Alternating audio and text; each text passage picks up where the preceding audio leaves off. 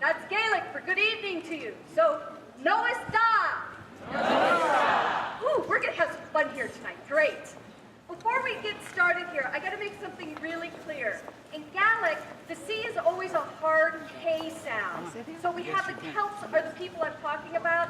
The Celtics are a ball team over in Boston somewhere and have nothing to do with this. For you.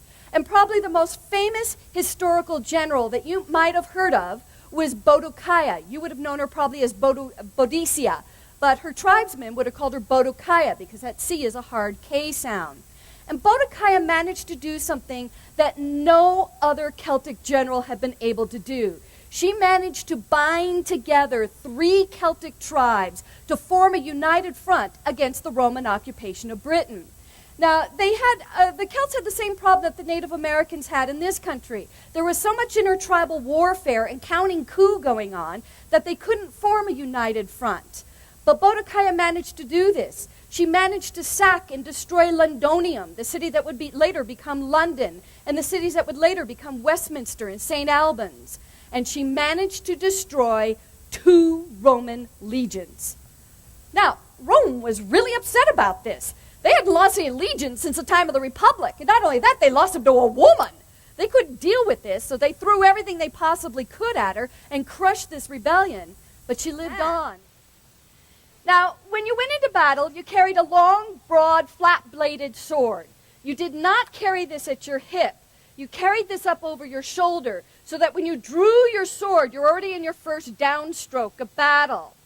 You also carried 2 spears with you and a small, round wooden shield. Archaeologists are beginning to believe that those big, full-length metal shields that they found were actually for ceremonial use and not carried into battle. Now, if you were a member of the aristocracy, you wanted to arrive in battle in style. So you would arrive in a chariot.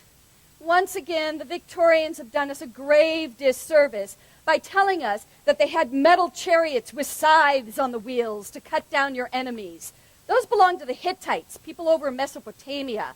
What the Celts had was a lightweight, wicker, all-terrain vehicle. And these would go up over the hills and dales, and you could float them across the rivers. They had oaken wheels, usually driven by 2 ponies.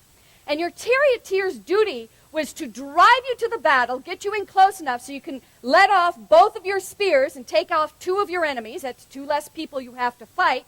And then he would drop you off and then go sit and wait on the sidelines. And if you got wounded or you got into trouble, it was your charioteer's duty to come and take possession of your body before your enemy did. Now, a weapon that the ancient Celts had that we don't think of as a weapon were the bagpipes. Now think about this. You've never heard the pipes before in your life.